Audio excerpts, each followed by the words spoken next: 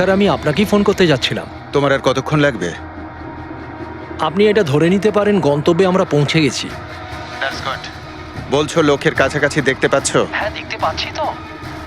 Tendering and estimating department.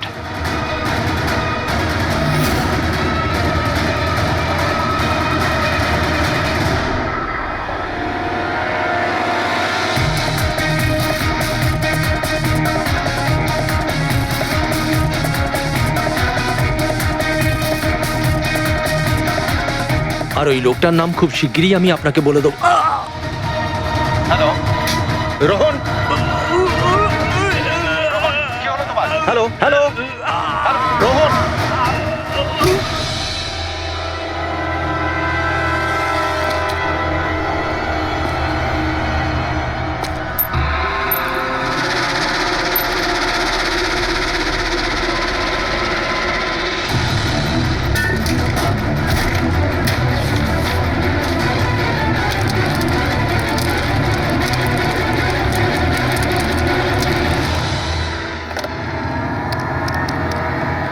Hello, police station.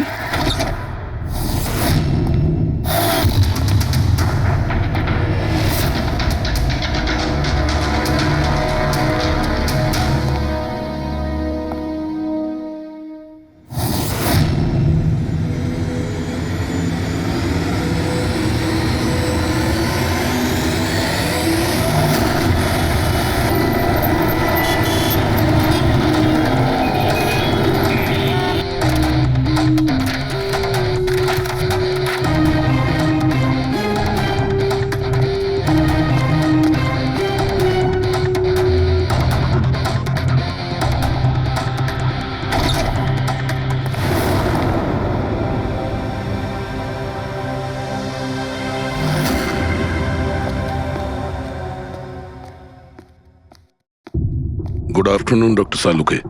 Good afternoon. Please, sorry, don't mind. আসলে যখনই কোনো নিরপরাধ লোকের খুন দেখি না, তখনই গুড আফটারনুন, গুড মর্নিং এর উপর বিশ্বাসই চলে তাই তো যায়। ডক্টর। ডক্টর কোনো পোক্ত প্রমাণ পেলেন? আপাতত এই ল্যাপটপের চার্জারটা তার, এটা দিয়েই শ্বাসরোধ করা হয়েছে এর। আর এর মৃত্যুর সময় হচ্ছে সকাল 9টা থেকে 9:30টার মধ্যে। আর হ্যাঁ, লাশের পাশেই মোবাইলটা পাওয়া গেছে। হয়তো এটা আমাদের কোনো সাহায্য করবে। আর ওই বাকি প্রমাণগুলো যার ব্যাপারে ইন্সপেক্টর সমীর বলছিলেন? স্যার, স্যার রোহনের ডায়েরি এই দেখুন, পুরোটাই পুড়ে গেছে, ছাই হয়ে গেছে। তবে এই ডায়েরিটার সঙ্গে অনেক ডকুমেন্টসও ছিল, সেগুলোও পুড়ে গেছে। বুঝতেই পারছি না যে ওই ডকুমেন্টস এমন কি ছিল। নিশ্চয়ই এর মধ্যে এমন কিছু ছিল যার জন্য ওই খুনি প্রবলেমে পড়তো, তাই প্রমাণ জ্বালিয়ে দিয়েছে আর এই রোহনকেও মেরে দিয়েছে। স্যার, হ্যাঁ, এই হার্ড ডিস্কটা আমি এখানেই পেয়েছিলাম, ক্রাইম সিনে। আমি এটা একজন কম্পিউটার এক্সপার্টকে দেখিয়েছি। পুরোপুরি নষ্ট হয়ে গেছে, ডেটা রিকভার করা সম্ভবই নয়। খুনি প্রত্যেকটা প্রমাণকে খারাপ করে দিয়েছে। কোনো ব্যাপার না, কোথাও না কোথাও কিছু না কিছু প্রমাণ নিশ্চয়ই পাবো। পুরবি, স্যার। এই রোহনের ব্যাকগ্রাউন্ড চেক করেছো? হ্যাঁ স্যার, পুরো নাম রোহন কুমার। এ পুনেতে থাকে, এখানে মুম্বাইতে চাকরি করছিল, একাই থাকতো। আর এখানেই এই বাড়ি থেকেই কাজ করছিল। কি কাজ কি করতো? গোয়েন্দা ছিল। বড় বড় কোম্পানিতে যে লাখ লাখ টাকা জালিয়াতি হয় সেগুলোর তদন্ত করত। তাহলে তো অনেক শত্রুই আছে এই রোহনের। হ্যাঁ দয়া, আর ওই অনেকগুলো শত্রুর থেকে আসল খুনিটা কে সেটা হয়তো তোমাকে এইটা বলবে। কি এটা ডক্টর? এটা চুম্বক। চুম্বক? এর মধ্যে একজন দৌড়বীরের ছবিও আছে, কিন্তু এই চুম্বক রোহনের বডির মধ্যে কি করছিল? আমার মনে হচ্ছে হয়তো এটা খুনির হবে। ওর পকেটে ছিল, এদিক ওদিক করতে গিয়ে হয়তো এটা পড়ে গেছে। তাহলে তো এটা আঙুলের ছাপ থাকবে? না, একটাও নেই। একটাও নেই।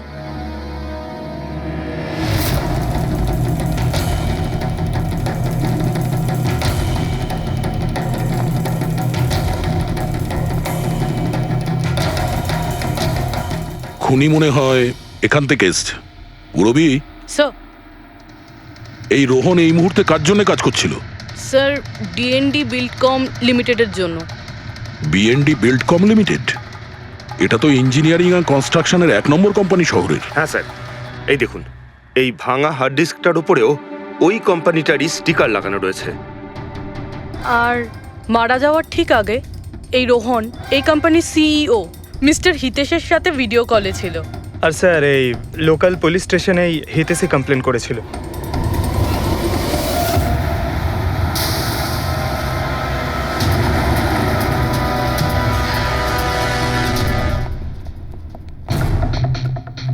এটা কি এত বড় অফিসে শুধুমাত্র একজনই লোক ছিল নাকি? মনে হচ্ছে স্যার ইন্ডিয়ার ম্যাচ দেখার জন্য সবাই বাড়ি চলে গেছে। আচ্ছা, আজকে ইন্ডিয়ার ম্যাচ আছে? স্কোরটা কি হলো? কোহলি সেঞ্চুরি করতে যাচ্ছে। কি বলছেন স্যার? আপনি কি করে জানলেন? বাইরে ওয়াচম্যান কমেন্ট্রি শুনছিল। ইনভেস্টিগেশন করতে এসছি, চোখ কান খোলা রাখতে হবে। স্যার, হিতেশের cabin. Mister Hitesh, hi, CID. Please বসুন।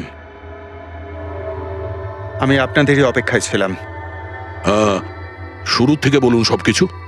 6 মাস আগে আমি রোহনকে কাজে রাখি। গত 5 বছর ধরে আমাদের কোম্পানিতে যে লোকসান হচ্ছে তা আগে কখনো হয়নি। কি ধরনের ক্ষতি?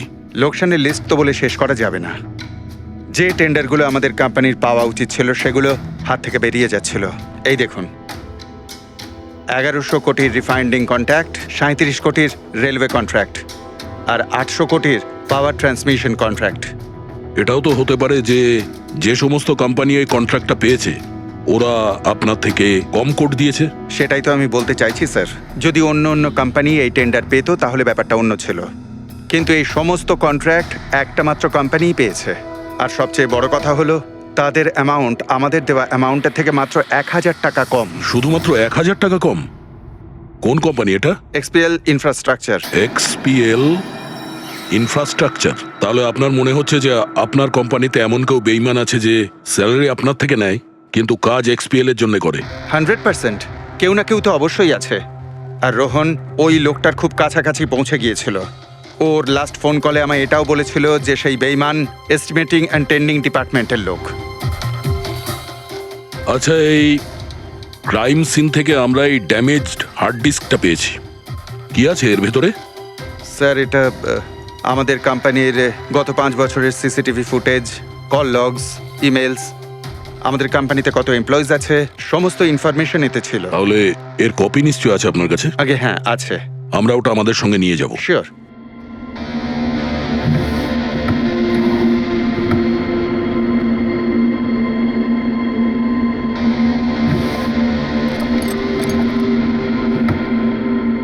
হয়তো হার্ড ডিস্কটা চুরি হয়ে গেছে। আমি এখানেই রেখেছিলাম হার্ড ডিস্কটা। কি? আপনার কেবিনের ভেতর থেকে কোনো জিনিস কি করে চুরি হয়? হয়তো আমার অনুপস্থিতিতে কেউ এসেছিল আর এখান থেকে। কিন্তু আপনার অফিসে সিসিটিভি ক্যামেরা লাগানো নেই কেন? কখনো দরকারই পড়েনি স্যার। প্রয়োজন বলে আসে না, এখন পড়লো তো প্রয়োজন। Sorry sir. আর হ্যাঁ মিস্টার হিতেশ, আপনার কোম্পানিতে যত এস্টিমেটিং আর টেন্ডারিং ডিপার্টমেন্ট আছে, যত লোক আছে, আমরা তাদের সঙ্গে কথা বলবো। স্যার, আজকে ওই ডিপার্টমেন্টের কোনো এমপ্লয়ি কাজে আসেনি। কেন? সবাইকে ছুটিতে গেছে? আসলে ওরা প্রত্যেকেই ম্যারাথন রেসে পার্টিসিপেট করতে গেছে, যেটা সকাল 7টা থেকে 11টার মধ্যে হবে। কি? সবাই ওই ম্যারাথন রেসে দৌড়তে গেছে? হঠাৎ করে সবাই এরকম রানার হওয়ার স্বপ্ন দেখছে কেন? আসলে আমাদের কোম্পানি এই ম্যারাথন রেসটা স্পন্সর করছে, তাই আমাদের এমপ্লয়ীদের এটা বাধ্যতামূলক ছিল ওখানে পার্টিসিপেট করা। শুধু তারাই পারবে না যাদের হাঁটুতে বা অন্য কোনো সমস্যা আছে। তো আপনারও সমস্যা আছে হাঁটুতে? হ্যাঁ। আচ্ছা আচ্ছা, এই ডিপার্টমেন্টে কতজন কাজ করে? 10 জন। আর এই 10 জনই ম্যারাথন রেসে গেছে? হ্যাঁ স্যার, যদি কেউ না যেত আমি অবশ্যই জানতে পারতাম স্যার। স্যার, হুম, যদি পুরো ডিপার্টমেন্টের সবাই ম্যারাথনে দৌড়চ্ছিল যখন রোহনের খুন হয়েছিল, তাহলে খুনটা করলো কে? হতে পারে ওই কন্ট্রাক্ট কিলার। 1 মিনিট। মিস্টার হিতেশ, আপনার কাছে এই ম্যারাথন রেসের কোনো ব্রোশিয়া, কোনো লেটার আছে? ইয়েস স্যার, আমি আনছি। কি হলো স্যার? চুম্বকে ওই দৌড়ানোর লোকটা, ম্যারাথন রেস, এক্ষুনি জানতে পারবো। এই নিন sir. Thank you. You are welcome sir. হুম। দেখেছো, এটাই হলো ওই চুম্বকের রহস্য। যেটা ক্রাইম সিনে পাওয়া গেছে সেটা ম্যারাথন রেসে। মানে স্যার, ও ম্যারাথন রেসে দৌড়চ্ছিল, রোহনকে খুন করার জন্য ও রেস ছেড়ে দিয়ে ওর বাড়ি চলে যায়। মনে তো হচ্ছে এইরকমই। স্যার, এই বিপ ম্যাগনেট জার্সির ওপর লাগানো হয়।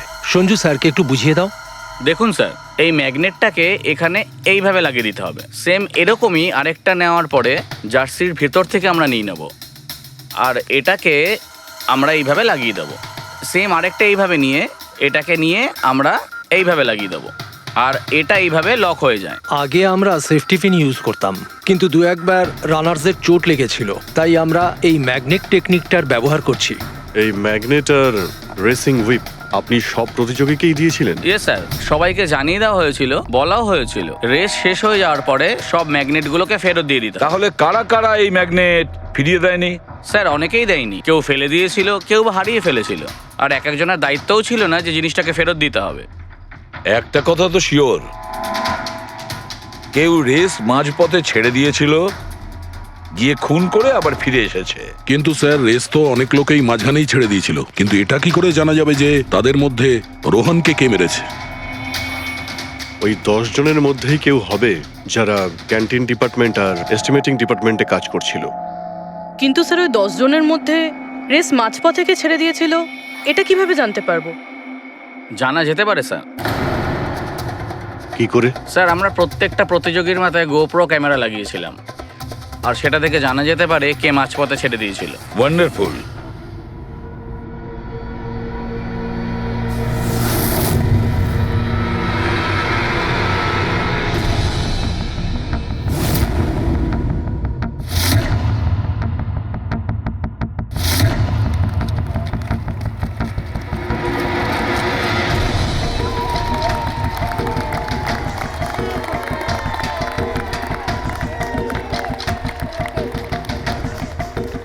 নবীন, এই রিশটা তোকেই জিততে হবে।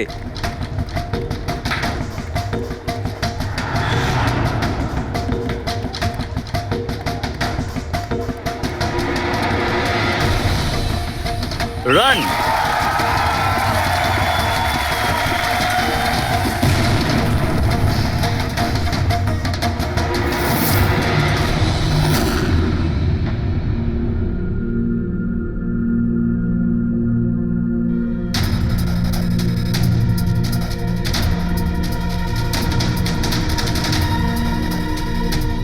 এই 4টে স্ক্রিন, এগুলো ব্ল্যাঙ্ক কেন? জানি না স্যার, আমরা তো সব ক্যামেরা চালু করে এদের দিয়েছিলাম। হয়তো ভুল করে এই 4 জন ক্যামেরা অফ করে ফেলেছিল। ভুল করে করেছে নাকি ইচ্ছে করে?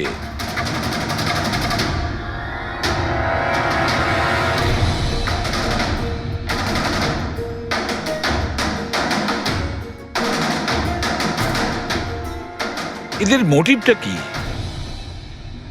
বুঝে উঠতে পারছি না। এরা কি করতে চাইছিল?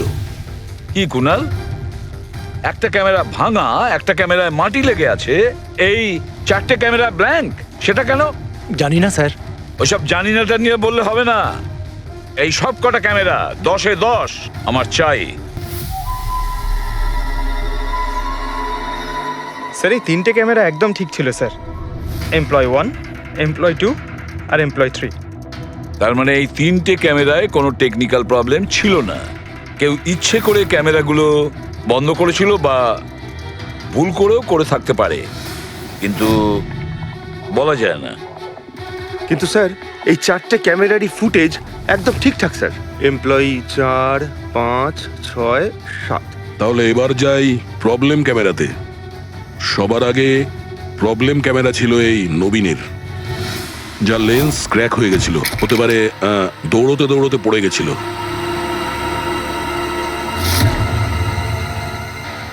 হ্যাঁ,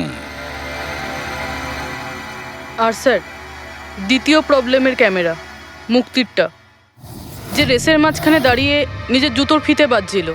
হ্যাঁ, তারপরে ফিতে বাঁধার পরে ওই হাতটাই নিজের লেন্সে লাগায়, আর লেন্সে সমস্ত পিকচারটাই ঝাপসা হয়ে যায়। কিন্তু স্যার, এই মাটি ইচ্ছে করে লাগিয়েছে নাকি ভুল করে?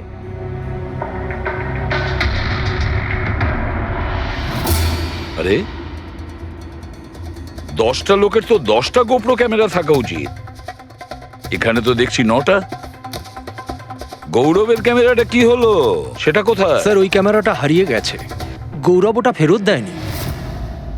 তাহলে স্যার এই গৌরবই খুনি, ওকে ধরে ফেলা উচিত। না পঙ্কজ, এইভাবে হয় না। হতে পারে গৌরব ক্যামেরাটা ফেরত দিতে ভুলে গেছে। আমাদের এটা ভাবতে হবে যে খুনি এই সময়টাই কেন বেছে নিল ম্যারাথন রেসের টাইমে খুন করার জন্য। ও তো চাইলে যে কোনো সময় খুন করতে পারতো, যে কোনো জায়গায় পারতো। হ্যাঁ, অ্যালিবাইয়ের জন্য স্যার, যাতে ধরা পড়লে খুনি বলতে পারে যে রোহনকে খুনের সময় ও তো ম্যারাথনে পার্টিসিপেট করেছিল। হ্যাঁ, সেই জন্য ও রেসেও পার্টিসিপেট করেছিল আর রেস কমপ্লিট করেছিল। তার মানে স্যার রেসকে মাঝখান থেকে ছেড়ে ও চলে গেছিল, তারপরে গিয়ে খুন করলো, আর খুন করার পরে এসে রেস আবার শেষ করলো। এক্স্যাক্টলি। কিন্তু স্যার এই ফুটেজ থেকে কিভাবে জানতে পারবো কে রেস ছেড়ে চলে গেছে, খুন করেছে, আবার রেস জয়েন করেছে? স্যার এই ব্যাপারটা আপনি টাইমিং চিপ থেকে জানতে পারবেন। টাইমিং চিপটা আবার কি? আজকাল ম্যারাথন রেসে বিজেতা কে জানার জন্য RFIDর ব্যবহার করা হয়। RFID মানে রেডিও ফ্রিকোয়েন্সি আইডেন্টিফিকেশন। আগে হ্যাঁ, ও, এই টেকনিক থেকে একটা জিনিস জানা যেতে পারে যে একজন রানারের প্রত্যেকটা ল্যাব কমপ্লিট করতে কত সময় লেগেছে। RFID, radio frequency identification. Sir এটাই হলো চিপ, আর এটা রেসের ম্যাট, আর এটাই RFID টেকনিকে চলে। দেখুন স্যার। ও, তার মানে রেস শুরু হতেই যখন কোনো রানার এটা ক্রস করে তখন এর টাইমিংটা ওই মুহূর্তে শুরু হয়ে যায়। একদম স্যার, অফিসের কার্ডের মতন স্যার। ঠিক আছে, এটা তো বুঝতে পারলাম, কিন্তু এটা কি জানতে পারা যাবে যে কেউ রেস মাঝপথে ছেড়ে দেয় আর পরে আবার এসে জয়েন করে? এরও উপায় আছে স্যার। স্যার এই ম্যারাথন রেস 31 কিলোমিটারের হয়। এতে 4টে ভাগ, প্রথমটা 5, দ্বিতীয়টা 10, তৃতীয় 15, চতুর্থ 20। চতুর্থ পর্যায় থেকে ফিনিশিং লাইনের দূরত্ব কম করে 1 কিলোমিটার স্যার। তার মানে সব মিলিয়ে 6টা প্যাড, স্টার্টিং লাইনের প্রথম প্যাড আর ফিনিশিং লাইনের 6 নম্বর প্যাড, মাঝখানে 4টে থাকছে, 4টে ধাপ, 4টে প্যাড। যখন কোনো প্রতিযোগীর পা ওই প্যাডের মধ্যে পড়ে তখন আমরা বুঝতে পারি ওই রানার কত টাইমটা নিয়েছে। তাহলে কে রেস মাঝপথে ছেড়েছিল আর কে ছেড়ে যায়নি এটা জানা গেলে এটাও জানা যাবে যে একটা ধাপ থেকে আরেকটা ধাপে যাওয়ার সময় কোন রানারের সব থেকে বেশি সময় লেগেছিল। সবকটারই টাইমিংটা চেক করতে হবে। জানা তো যাবে সে কে যে মাঝপথে রেস ছেড়ে আবার জয়েন করেছে। পুরবি,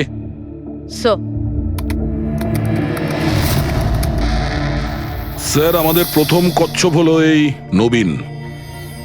এ রেসের প্রত্যেকটা ল্যাপ 25 মিনিটে কমপ্লিট করেছে, কিন্তু শেষ ল্যাপের পরে ফিনিশিং লাইন পর্যন্ত পৌঁছানোর জন্য মানে 1 কিলোমিটার ক্রস করার জন্য ওর 50 মিনিট সময় লেগেছে। নবীন,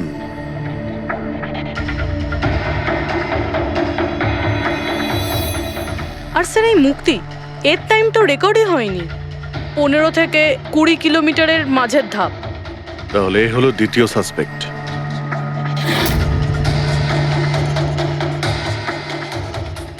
মুক্তি।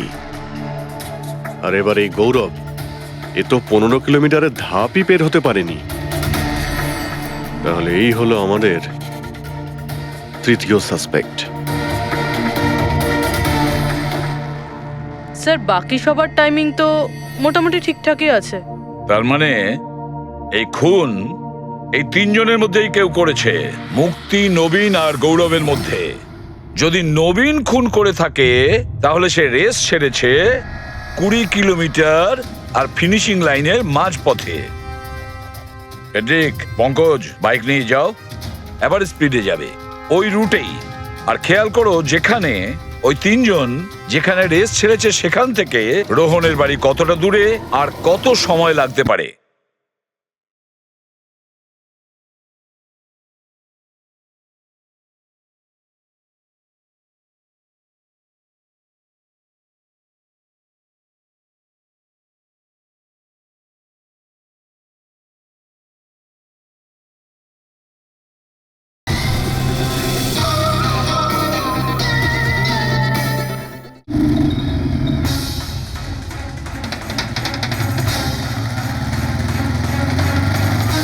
15 কিলোমিটারের মার্ক থেকে আসছি স্যার। এটা 10 কিলোমিটার। হ্যাঁ, মুক্তি বোধহয় এখানেই কোথাও দাঁড়িয়েছিল, 10 আর 15 কিলোমিটারের মার্কের মাঝখানে। এই আমি স্টপ ওয়াচটা অন করলাম আর আমি চললাম রোহনের বাড়ি। থাম পঙ্কজ, এই রাস্তাটা দিয়ে। এই রাস্তা দিয়ে? হ্যাঁ, এই রাস্তাটা। চলুন। আরে আস্তে চালা না। হ্যাঁ। আরে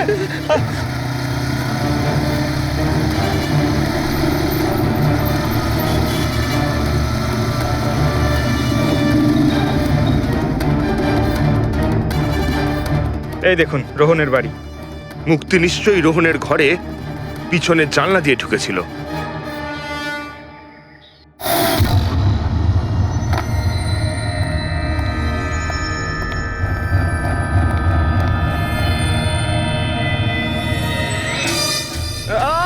আরে অ্যাক্টিং করতে বলেছিলাম। থাম।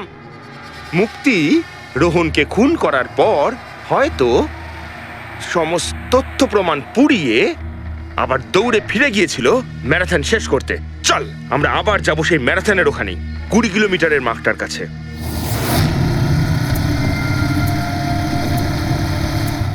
স্টপ ওয়াচের টাইম দেখে নিন স্যার। 26 মিনিট।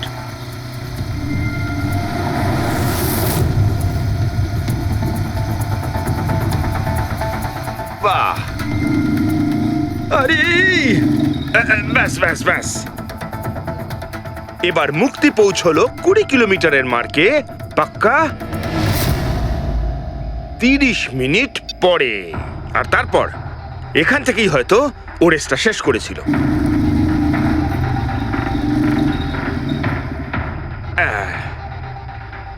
এবার শোন, গৌরব যদি খুন করে থাকে তাহলে ও রেসটা এখানেই ছেড়েছিল, 10 আর 15 কিলোমিটার মার্কের মাঝামাঝি।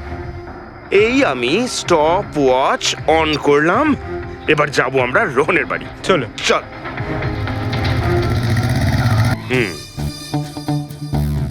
হ্যাঁ, একদম পুরো বিশ্বাস আছে আমার। Excuse me. এই ছাড় ছাড় ছাড় ছাড়, আরে আরে আরে মরে যাবো তো। চল।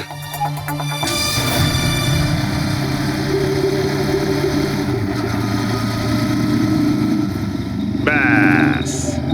একটু দাঁড়ান, আমি বুঝতে পেরেছি। আমি বলছি, এই গৌরব রোহনের বাড়ি থেকে 15 থেকে 20 কিলোমিটার দূরে রেসে আবার জয়েন করেছিল, তাই না? শাবাশ। হ্যাঁ। আমার সাথে থেকে থেকে তোরও তো বুদ্ধি খুলে গেছে। আর এই সব কিছু করতে গৌরবের টাইম লেগেছিল পুরো 27 মিনিট। এবার দেখা যাক নবীনের কত লেগেছিল। এবার যদি নবীন খুন করে থাকে তাহলে ও নিশ্চয়ই এখান থেকে গেছিল, যেখানে ও পড়ে গেছিল। এই আমি স্টপ ওয়াচ অন করলাম। এবার যাওয়া যাক রোহনের বাড়ি। চল। চলুন স্যার। ওকে পঙ্কজ, 3 জন রোহনের সাথে এরকমই কিছু করেছিল। ব্যাস। রোহনকে খুন করে নবীন এইখানে এসে পৌঁছেছিল ফিনিশিং লাইনের সামনে, যেখানে ও ক্যামেরাটা দ্বিতীয়বারের জন্য সরিয়েছিল। আর এই সব কিছু করতে ওর লেগেছিল হয়তো 48 মিনিট।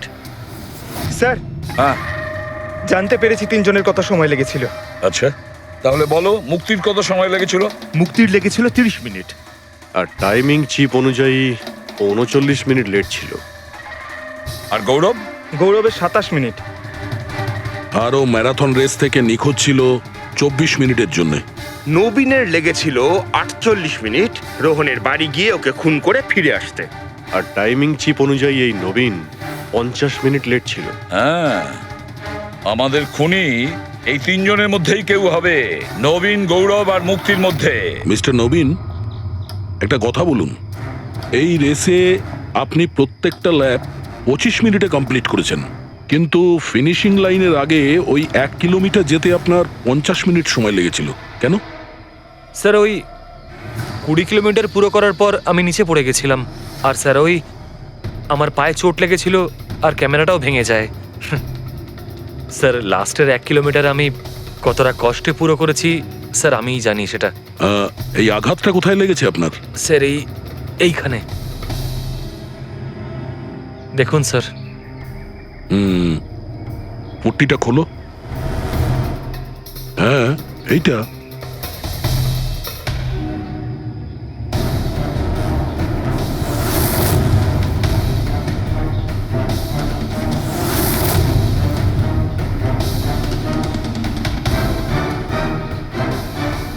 স্যার এবার আপনার বিশ্বাস হয়েছে যে আমি কোনো দোষ করিনি? নির্দোষ যদি হও, এত ঘাবড়ে যাচ্ছ কেন? ঘাম হচ্ছে, অনেকটা নার্ভাস লাগছো তুমি, হ্যাঁ? মাটি কেন লাগিয়েছিলে ক্যামেরাতে? জানি না, ভুল করে লেগে গিয়েছিল। ভুল করে? 15 থেকে 20 কিলোমিটার ধাপও ভুল করে ছেড়ে দিয়েছিলে নাকি?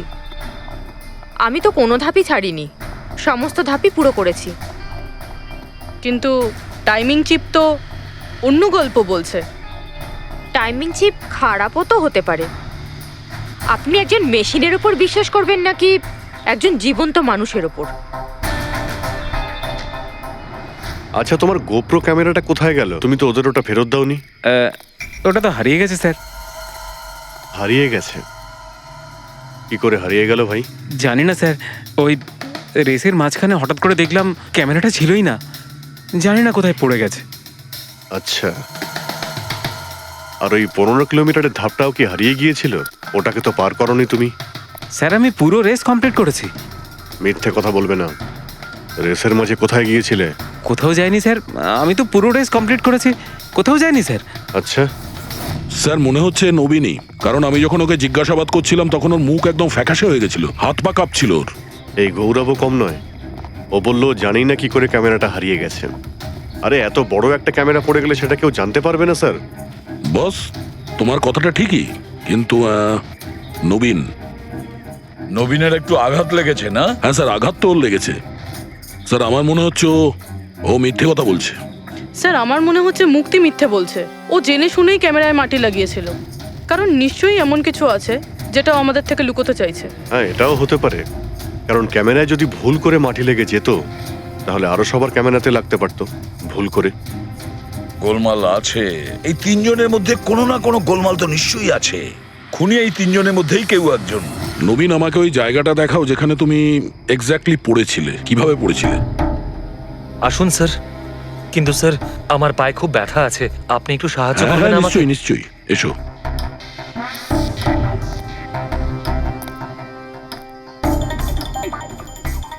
স্যার আমি এখনো বলছি আপনাকে, আপনি নিজের টাইম ওয়েস্ট করছেন।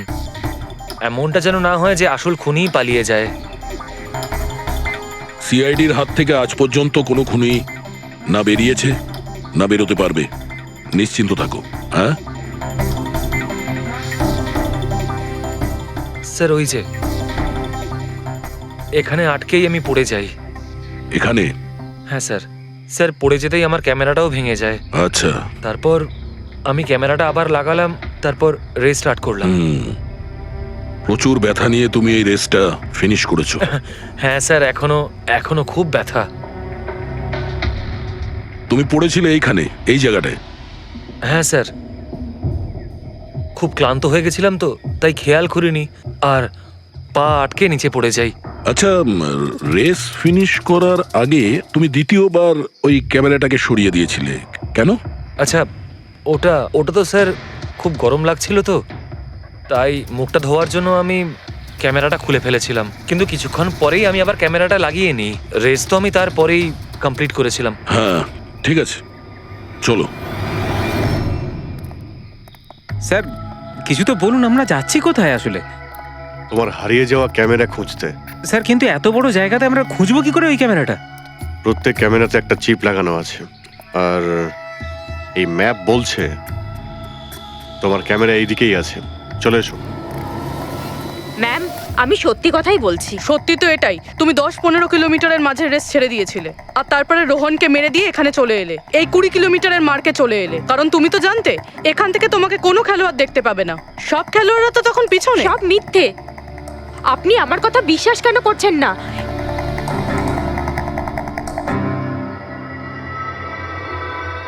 কি কি খুঁজছো? আমি কিছু তো না। কিছু আছে ওখানে? না, কিছু না। আচ্ছা, ওই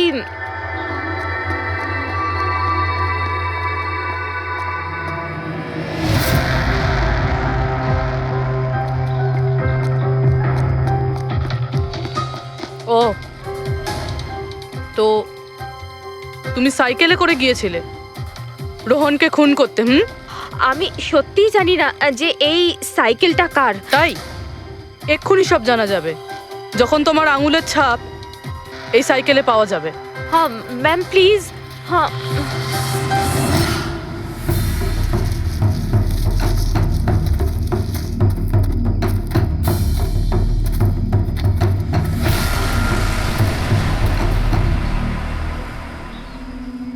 এই হলো ক্যামেরা। এটাকে পুরো ভেঙে ফেলেছো? হ্যাঁ, আমি ভাঙিনি স্যার।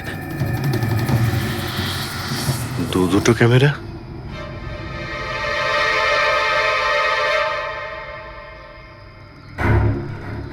এই ক্যামেরাটা আবার কার?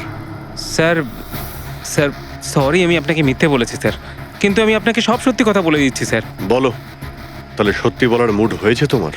বলো। আসলে আমি এই জঙ্গলে না ড্রাগস নিতে এসেছিলাম, ওই গায়ের জোর বানানোর ড্রাগস, যাতে আমার গায়ে শক্তি আসে আর আমি জোরে দৌড়ে এই রেসটা জিতে যেতে পারি। সেই জন্যই আমি ক্যামেরাটা ভেঙে দিয়েছিলাম। খুব ভালো মজা করো তুমি। জোরে দৌড়ানো ড্রাগ নিয়েছিলে ম্যারাথনে, যেখানে অনেকক্ষণ দৌড়তে হয় আস্তে আস্তে, সেখানে জোরে দৌড়ানো ড্রাগের দরকার ছিল। মজা করছো? হ্যাঁ, এটা কার ক্যামেরা? আমি জানি না স্যার। কোনো ব্যাপার না, সব জানতে পেরে যাব। আমি অপরাধ করেছি, কিন্তু ওটা নয় যেটা আপনি ভাবছেন। আমি রোহনকে মারিনি। আমার দোষ শুধু এটুকুই যে আমি এই রেসটা জেতার জন্য একটু চালাকি করেছিলাম। বুঝলাম না, কি করেছো তুমি? আমি জানতাম না যে টাইমিং চিপ প্রত্যেক ধাপে রানারের টাইম নোট করবে। আমি ভেবেছিলাম শুধু রেসের প্রথমে আর শেষে টাইম ক্যালকুলেট হবে, আর তাই 10 কিলোমিটার পর্যন্ত এসে ক্যামেরায় মাটি লাগিয়ে দিয়েছিলাম আর ওখান থেকে সাইকেল নিয়েছিলাম।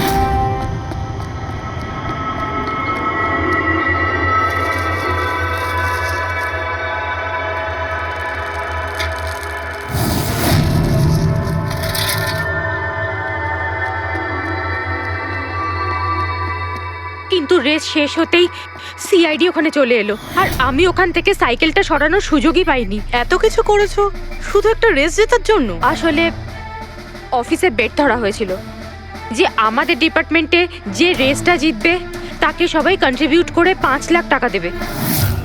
আমার টাকার খুব দরকার ছিল, তাই আমি। এটা দীপ্তির ক্যামেরা। এই দুটো ক্যামেরা তোমরা কেন ভেঙেছিলে?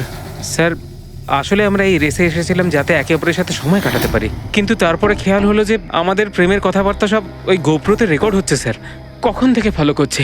শোন না, তোকে খুব সুন্দর লাগছে। দাঁত ছাড়ো তো। কি হলো? গোপ্রোতে সব রেকর্ড হচ্ছে। ও গড, এখন কি করব? হ্যাঁ, একটা কাজ করা যাক, চল আমার সঙ্গে। হ্যাঁ,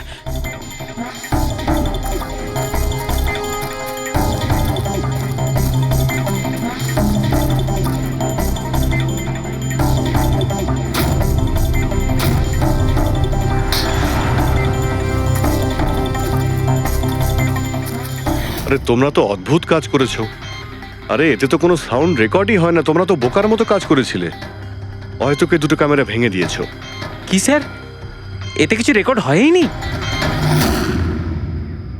স্যার নবীন তো আমাকে ওই জায়গাটা দেখিয়েছে যেখানে ও পড়েছিল, কিন্তু কেন জানি না আমার মনে হচ্ছে যে ও মিথ্যে কথাই বলছে।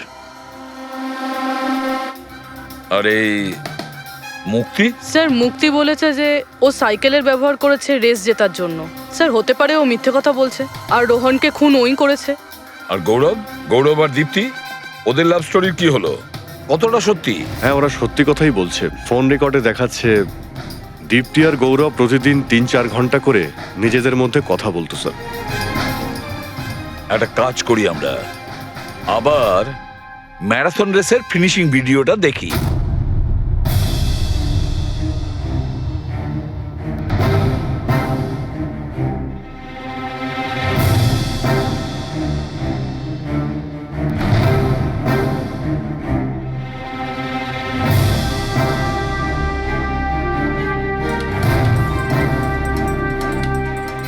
তার মানে গৌরবের ঠিক পরেই এই দীপ্তি ঢুকেছিল। দুজন একসঙ্গেই ছিল। মনে হচ্ছে স্যার দুজনেই এই কাণ্ড করেছে।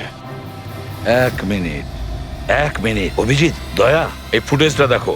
এই যে এই হলো সেই খুনি।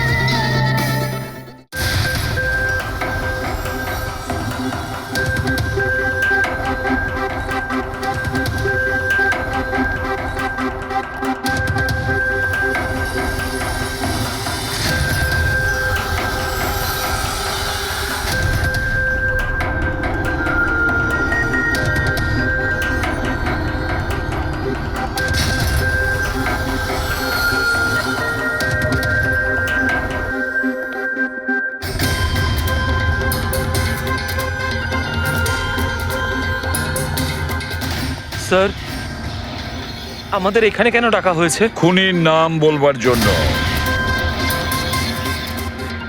স্যার, সত্যি খুনি ধরা পড়েছে? তাহলে তাহলে বলুন না স্যার, কে খুনি? আরে বলবো, একটু ধৈর্য ধরো। মুক্তি, 5 লাখ টাকার জন্য তুমি বেইমানি করেছো। 5 লাখ টাকার জন্য। আর গৌরব, তুমি তুমি তো তোমার ভালোবাসা লুকোনোর জন্য বেইমানি করেছো। আর নবীন, তুমি চলো, তোমাকে আবার দেখাচ্ছি, রেসের একটা পার্ট দেখাচ্ছি। খুব ভালো করে দেখো আর বলো কোথায় ভুল আছে, বলো।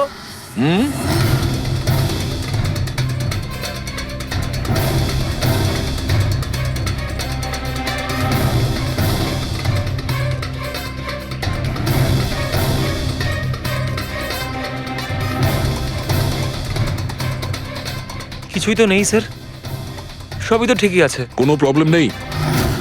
তোমার মনে আছে তুমি বলেছিলে যে ক্যামেরাটা দ্বিতীয়বার যখন তুমি সরিয়েছিলে তারপরে তুমি মাথায় জল ঢেলেছিলে? ওটা তো স্যার খুব গরম লাগছিল, তো তাই মুখটা ধোয়ার জন্য আমি ক্যামেরাটা খুলে ফেলেছিলাম। মিথ্যে বলেছিলে তুমি, নিজের মাথায় জল ঢেলেছিলে। অথচ যখন ফিনিশিং লাইনে পৌঁছলে তখন তো তোমার ভেজা অবস্থায় থাকার কথা ছিল। কিন্তু এই ফুটেজে আমরা কি দেখতে পাচ্ছি? তুমি শুকনো অবস্থায় দৌড়চ্ছ। হয়তো জল শুকিয়ে গেছিল। বর্ষাকালে অত তাড়াতাড়ি জল শুকিয়ে গেল, অদ্ভুত ব্যাপার। তাহলে নবীন, তোমাকে আরো একটা ফুটেজ দেখাই, এই গল্পের শেষ অংশ। বলো, এটা দেখে তোমার কি মনে হচ্ছে?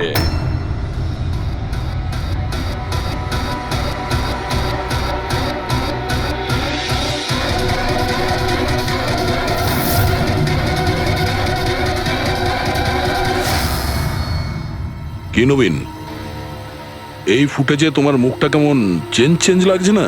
হ্যাঁ, অন্যরকম তো দেখাবেই, কারণ এই মুখটা নবীনের নয়, ওর ভাই প্রবীণের।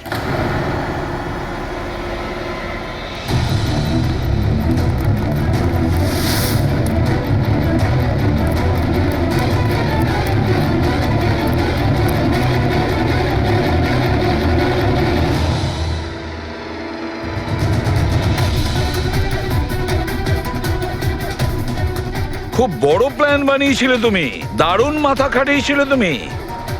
প্রথমে 3টে এমপ্লয়ির ক্যামেরা বন্ধ করে দিয়েছিলে,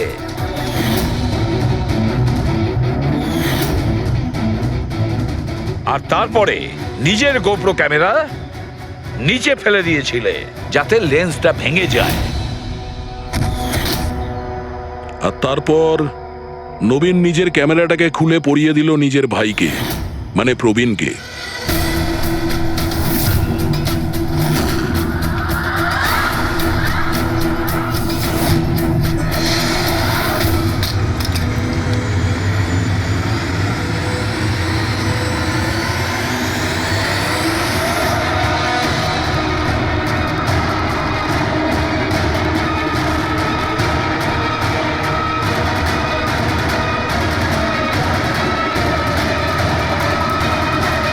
এই ক্যামেরা বদল করার সময় খুব একটা সময় ছিল না, তাই হতে পারে ওই টি শার্টে যখন কাগজটা লাগাচ্ছিল তখন সমস্ত ম্যাগনেটগুলো লাগায়নি, কিছু ম্যাগনেট নবীন নিজের পকেটে ভরে নিয়ে গেছিল।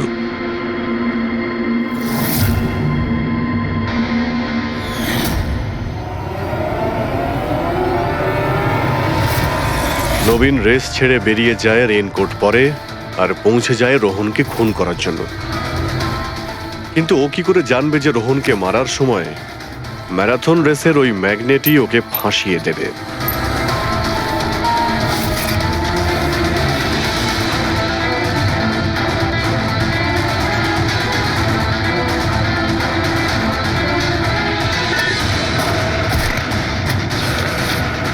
তারপর তুমি পুরো প্রমাণ নষ্ট করলে আর আবার এসে রেসে জয়েন করলে। ইচ্ছে করে নিজের পায়ে তুমি চোট লাগালে যাতে আমরা বিশ্বাস করি যে আঘাতটা সত্যি। আর তারপরে তুমি রেসটা ফিনিশ করো। তাহলে বলো। হ্যাঁ স্যার, আমি খুন করেছি রোহনকে। একদম একদম পারফেক্ট প্ল্যান ছিল, কিন্তু আমি কি করে জানবো যে আপনারা আমার থেকেও অনেক বুদ্ধিমান? প্রত্যেক অপরাধী এই ভুলটাই করে, কারণ তার মনে হয় যে সে আইনের চোখে ফাঁকি দিয়ে দেবে। এবারে বলো, ওকে কেন খুন করলে? তাড়াতাড়ি বলো। বিএনডি বিল্ডকনে হওয়া প্রত্যেকটা গন্ডগোলের পেছনে আমিই ছিলাম। আমার জন্যই প্রত্যেকটা টেন্ডার কোম্পানির হাতছাড়া হলো। আর আমি যদি রোহনকে না মারতাম তাহলে ও আমার সমস্ত রহস্য খুলে দিত। তাই আমি... লজ্জা লাগার কথা তোমার। যে থালায় খেয়েছো ওই থালায় ফুটো করেছো। আর সেই পাপ লুকোনোর জন্য তুমি রোহনকে খুন করে দিয়েছো। আইন তোমাকে কঠোরতম শাস্তি দেবে। আশা করি ততদিনে ফাঁসির অর্ডার এসে যাবে। নিয়ে যাও এদের।